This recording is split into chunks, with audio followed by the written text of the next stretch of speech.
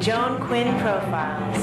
As an editor for Andy Warhol's Interview, the Los Angeles Herald-Examiner, LA Style, and Detour magazines, Joan covered the social set, the Hollywood hotshots, the international art scene, the mysteries of food, the excitement of travel, and the fabulous world of fashion. Joan continues to find creative people on the cutting edge who make things happen. Here's Joan Quinn. Hi, I'm Joan Quinn, and welcome to the Joan Quinn Profiles. Waiting to be profiled are performer Charley Izabella King and designer Sally Drennon. Charley Izabella King was born in England, and at 16 she left school to spend the next 12 years on the stages of the West End. You've seen her in TV, in films, and of course on the stage, her first love. But first, Charley, if we didn't hear Izabella, we wouldn't know what you were. You'd think I was a man. I would. Tell me where you got that name. Oh, it's a long story. Charlotte is my middle name. Charlotte? Yes, Helen is my first name. Oh, wow, we've got all these other names. Is this true? Names. Is Yes, this true? It's true. In England, I was Helen Charlotte Way. Oh, gosh.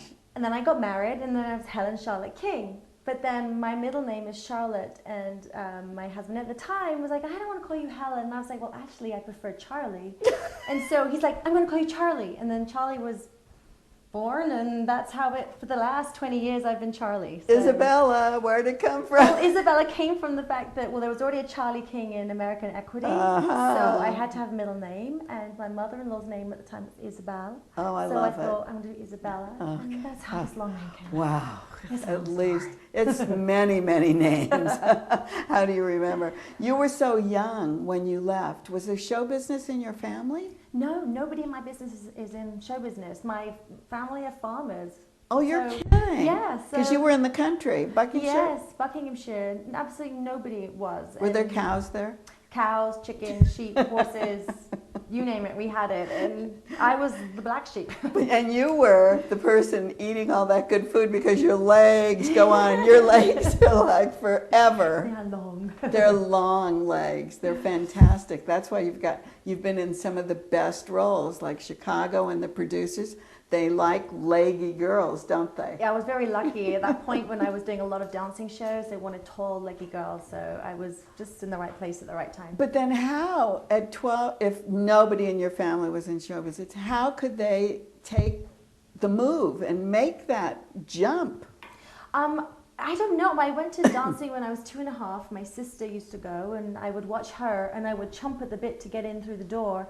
And then my sister hated it, so I went in one day, and that was it. I just you just got loved hired? it. Yeah, and then I just worked really hard, and practice makes, perfect, and then, I had the right opportunities, and then I was just very lucky. But what happens in England? Don't they have laws that for youngsters and teenagers and schooling? Yes, there are rules. So I could only work and do so much as a kid, and then when I was 16, I left school, and then 2 weeks later got my first job in the West End on 42nd Street. Is that right? You were dancing in 42nd Street? Mm-hmm, when I was 16. And then did you continue and finish school? No, I left at 16 because I knew what I wanted to do at 8. Do you know how to read and write? Yeah. Thankfully, I'm smart. I have my own business now, so I'm smart too. You don't need that, do you? You don't need to go on. If you've got a career, it really boosts you. Well, yeah, I knew what I wanted to do, and so I just continued working hard at it. And tell us about your first understudy role. Oh, that was a good one, wasn't it? It was fun. It was in 42nd Street, and I understudied a then unknown actress called Catherine Zeta-Jones. And that was on the West End. That was in London. End, yes. And no one knew who she was. No, she was, on stage, singing and dancing like we all were, and yeah. We don't think about her as being a singer-dancer, but she's been doing it again lately more, hasn't she? It's like come to the forefront. She's a hoofer, born and bred, and then you all saw her in Chicago. Yes, and then in Chicago, she was in that too? Yes, we did the movie together, and yes. So did you become friends as an understudy? Yes, we've been friends for many years. So it carries on. Yeah, it's been lovely. Yeah. And then, where did she do Chicago first?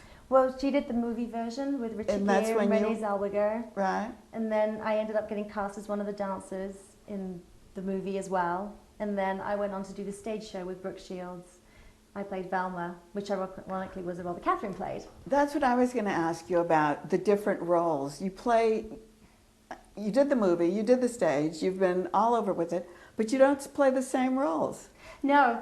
That's really good. It's How do kinda you fun. do that? Yeah, well, in the movie, I was just one of the dancers, which is great. It was my first thing out here in America, and then I got to play the role of Velma in London. So that was really great because for an actress and a singer and a dancer, it really stretches you. And then when you got to New York, did you play it in New York? No, oh, I didn't you play did it in New York. Oh, you No. did. Brooke did it in London. We did it in London, yes. Ah. And then she came to do it in New York, and then I did a soap opera at the time, so we kind of were doing different So that's things. where we've seen you on TV. We've seen you on TV. In 2000, you finally moved to America. Yes. Are you living here now full time? Yes, I'm a resident of California, of America. I love And it. what brought you here? I came on an adventure holiday at the time, and I was married, and we just came on a holiday, and we loved it. So we got all the paperwork together, and yeah. And you're living in Los Angeles? I live in Los Angeles. Is it harder for you to get jobs than when you were living in London? Or? It's different, really. It's the same. You know, you still have to audition and go out and do things like that. So it's the same. It's just bigger here. Is you it know. easier to tour from here? Because you've been on touring companies, haven't you? Yeah, I toured for a year in the producers. And the producers, yeah. Oola, Ew. with the long legs. Did you do it? And your legs are long. Did you do it here? I did it the last 4 months here in Los Angeles. I studied, and then I took it out on the road for a year after And then that. where do you go? Where does it go? We went everywhere. We started in Colorado. We went to Washington, Hartford, you name it, we went there. And this was all new for you because I mean, you were just new in America. I had never seen, anything from New York and California, and here I was going to all these amazing cities around the States. One of the reasons we wanted to talk to you also today was your involvement in charities. You've been so active and helpful to people who don't have. And I know you're doing a benefit for something. Yes, yeah. People have always been so wonderful and helpful to me, and I've had amazing mentors in my life, and I feel I like to give back. And I'm actually now a wedding planner. And we're going to talk about that, Bluebell events, yes. And this came about, and this is very close to my heart. We're doing a concert on Tuesday, September the 13th at the Carrie Hamilton Theatre at Pasadena Playhouse. Yes. And we're raising money for Victor. And it's a heartbreaking story. Victor was on his honeymoon with his wife, Crystal. They've been married 10 days. And they were parasailing on their last day, and the harness broke, and they dropped into the ocean. And Victor's wife was killed, and Victor has severe injuries. Oh, And that's how they're 22 years old. They don't have any health insurance. They don't have any life insurance, and his bills are insurmountable, his hospital bills. So we are doing a charity to raise money to help Victor. And did you know about him through the business? I didn't know about him, and I was contacted through the producer. And when he told me the story, first of all, it broke my heart. And then because of my connections to weddings and I know, and it was so fresh. They were just married. just married. And the other thing, when I was looking at your Bluebell events, you help people find destinations for their honeymoons and different things like that, don't you? I do. I help people. And this could have just been another destination they went on, right? It could have been one of my. I actually had a couple get married the same day that they got married, and you just think, gosh, it could have been any of my couples, and they're like family to me. And so I feel like Victor and Crystal. I've never met Victor, and so I just feel like I wanted to help in any way that I could. And the Carrie, what's the name? Carrie Hamilton. Carrie Hamilton. The Carrie Hamilton Theater is a part of the Pasadena Playhouse. It is, yes. It's upstairs. Yes. It's a lovely small theater. It's very Yeah, sweet, so all of our viewers from that area can come in. they can, and all the money will go to the family. Tell us about your business. Why would you start a wedding business when you're on the stage all the time? Well, it's something that I always love to do. I love to help people plan parties and make things look pretty, but I didn't know how to do logistically how to do it. So when I first came out here, I did a wedding planning course, thinking one day maybe... You did? A course? Where? At Santa Monica College. Really?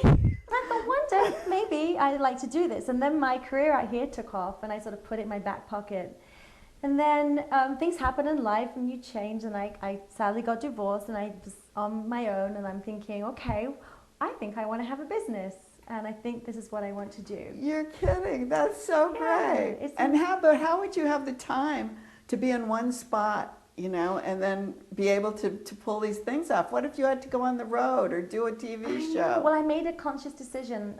Again, a mentor appeared in my life, a lady that owned a company, and she took me on, and I was her assistant, and she taught me everything from the ground up, and I made a decision that if I was going to do this, I had to give it 100%. So I didn't perform for a couple of years. Oh, you didn't? No. Now that's what I wondered, if you had worked for someone so that you could at least understand. I did. Because you handle the reception, say. I do everything: design, power, lighting, food, everything. But how do you know who to go to for the reception, and what are the trends in that right now? Well, I armed myself with amazing vendors, because we are nothing without our vendors. So I have the most incredible lighting people, everyone that can help you pull it together, and then I just found these great locations. So now I'm armed with all these wonderful places. And where do you find locations for things like that? It's not just the usual church and then the church hall or a hotel? There are incredible places all over California. In Malibu, there's private homes, there's hotels,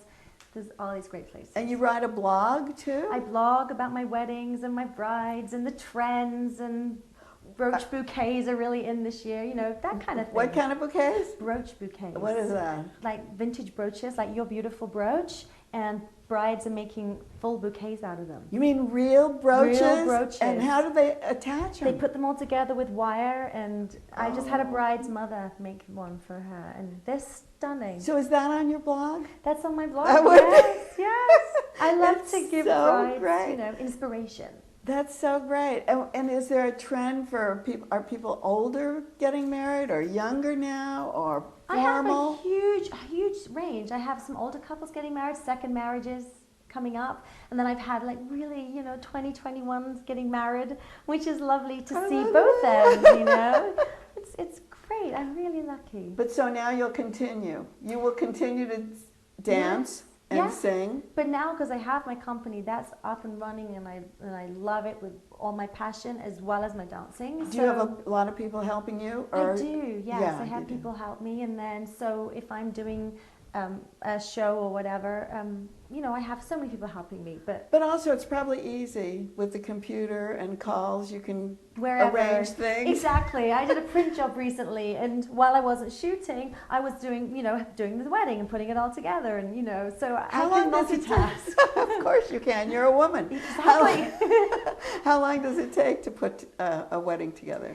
I've done one in 6 weeks. That was a really big one fast? too. That's fast, but I kind of like it because But you it's have to big, make like decisions. what big? How big? Oh, big budgets. Sort of, you know. Lots of Yes, big budget weddings, and that was like really thousands? great. Yes, many thousands, and that was fun. But you have to make decisions really quickly, and I like that. Rather than I'm not sure, can I see some more? I like it really quick. Six weeks is great. But then I have one that's booked me next year for, you know, next August, next October, next November. Really? So months in advance, a year in advance. A year in advance. I've had one a year and a half in advance. Do you need that kind of time? Do you need a year in advance? I don't need a year and a half, but maybe the couple do. I see. That's the thing. That's So so great. I'm so glad you came today. Thank you. Charley Izabella King. Thank you so much. Thank you, my pleasure. And don't go away. We'll be right back with designer Sally Drennon.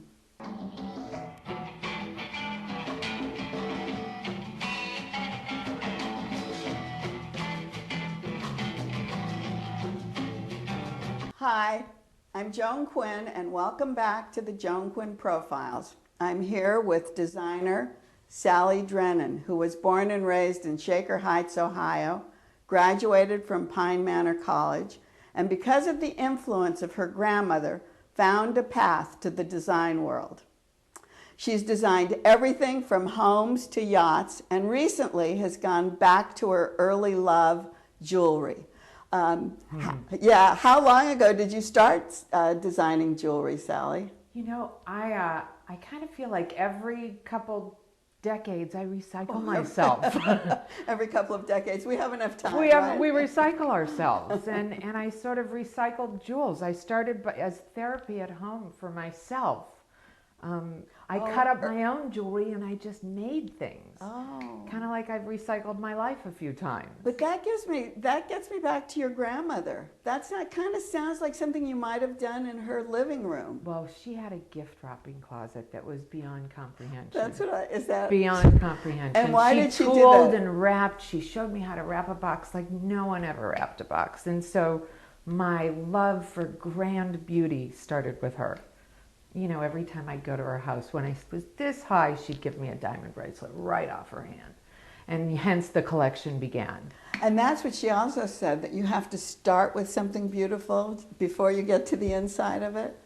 Or wrap it beautifully? You know, her way of wrapping everything up with a bow or dressing a table. I mean, we would go to the Euclid Beach, this park for roller coasters, and she would bring her houseman and her lady and set a table with fine bone china at Euclid Beach. It was just insane. And so it was just like a resort, like a public resort? Yes, like going to Disney or Disneyland, and she would set the table with the finest linen, sterling silver. But you can see that because it influences you, even at the time when you don't think you're being influenced. Yeah. It leaves here's a diamond bracelet. It leaves a mark on you. And I'm generous to a fault, and I think it's because of her grandiosity. Exactly. So when you got out of Pine Manor, did you go right to work for No, I think I shared. I graduated with an MRS degree. Oh, you did? I got directly married, which is what I think my family wanted. That was sort of the plan. It was kind of the way things happened. It didn't last very long, but it was a fairy tale. It was a fairy tale which gave me an introduction to the world of couture.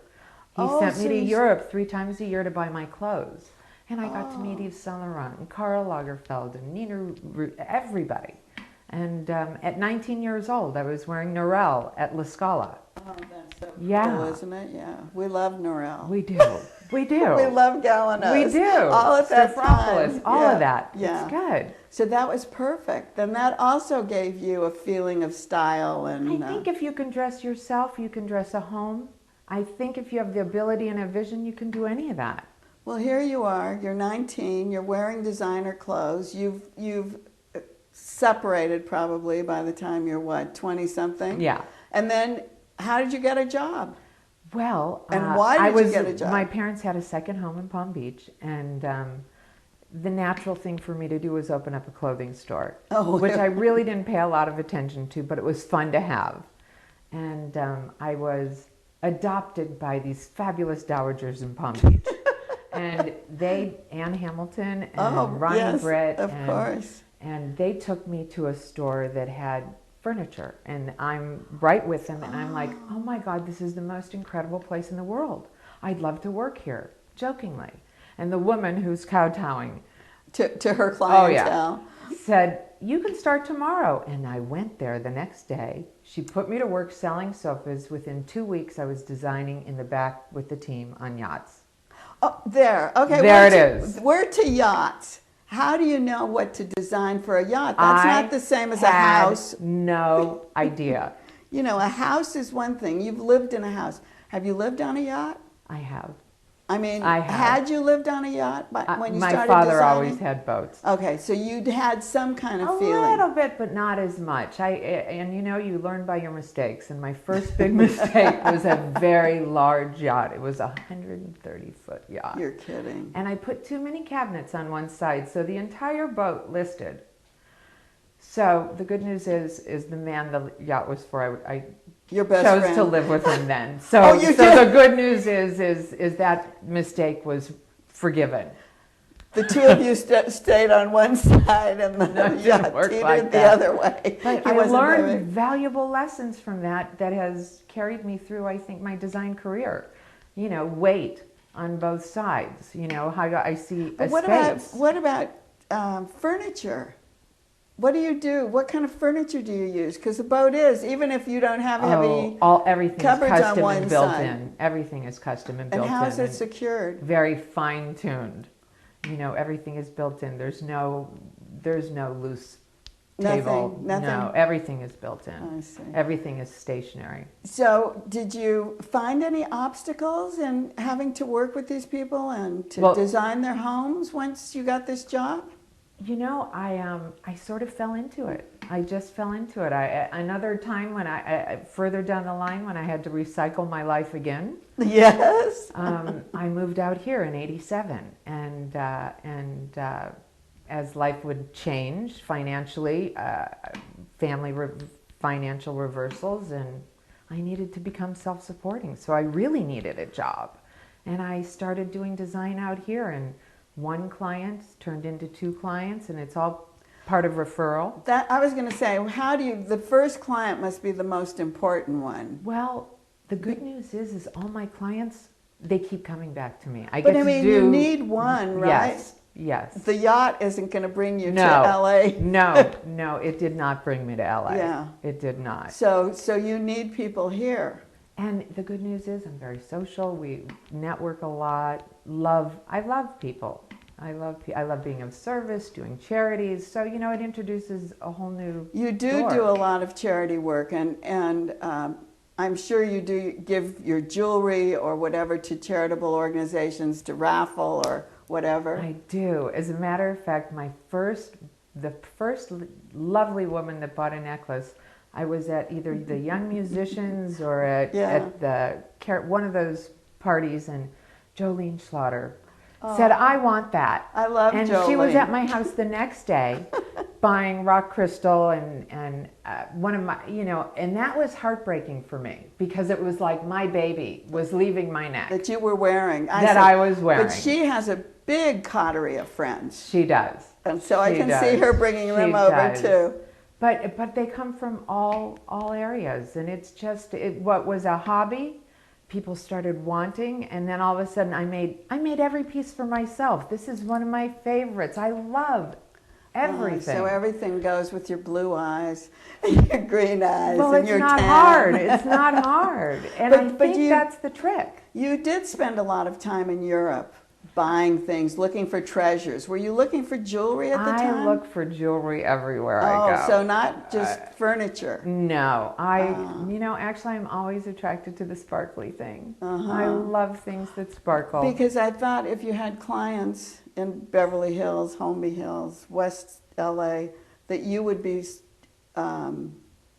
actually shopping for design jobs, for designing their homes.